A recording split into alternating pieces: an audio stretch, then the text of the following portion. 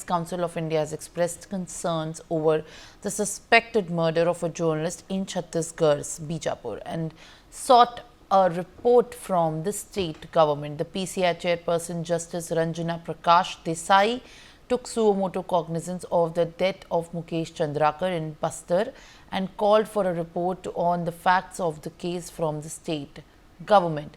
The Press Association and the Editors Guild of India also condemned the killing of the television journalist and demanded the state government to conduct a thorough investigation. Chandrakar, a freelance journalist who had highlighted alleged irregularities in the road construction, was found dead in the septic tank on a local contractor's property in Bijapur. 3 persons have been detained in the connection with the alleged killing of the 33-year-old.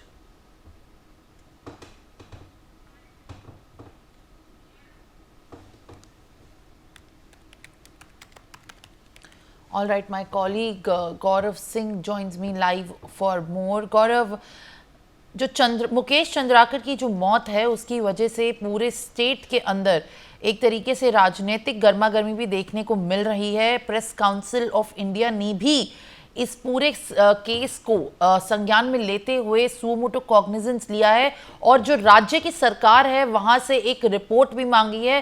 पूरी कार्यवाही के साथ इस report का मांगना हुआ है।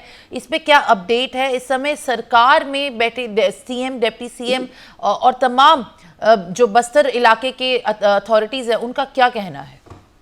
जी बिल्कुल, देखिए जिस तरह से मुकेश चंद्राकर की जो हत्या कोई जो युवा पत्रकार थे वो राज्य के ही नहीं बल्कि पूरे राष्ट्र में जो उनका नाम है वो चलता था, क्योंकि ये वो पत्रकार थे। जब आपको मैं बता दूं कि बीजापुर में एक सीआरपीएफ जवान को नक्सली उठाकर ले गए थे, तब वहां उसे लाने के लिए कोई नहीं जा पा रहा था और नक्सली जो है उस सीआरपीएफ जवान को छोड़ने को तैयार नहीं थे। तब इस युवा पत्रकार ने अपनी जिम्मेदारी से खुद बाइक पर गए और नक्सलियों से बातचीत करके उस सीआरपीएफ जवान को सुरक्षित वापस घर लाया था। जब भी नक्सलियों से बात करनी होती थी, चाहे सरकार को मदद चाहिए होती थी, तो ये वही पत्रकार रहते थे जो जाकर नक्सलियों से बातचीत करते थे और नक्सली और सरकार के बीच जो एक कड़ी का काम है वो करते हुए नजर आते। तो इनकी हत्या के बाद पूरी तरीके से राज्य में गर्मा गर्मी है, पॉलिटिकल जो बयानबाजी है वो तो चली रही है। साथ ही साथ में सरकार की ओर से एसआईटी का जो गठन है वो कर दिया गया है। आईपीएस मयंक गुर्जर के साथ 11 सदस्यीय जो टीम है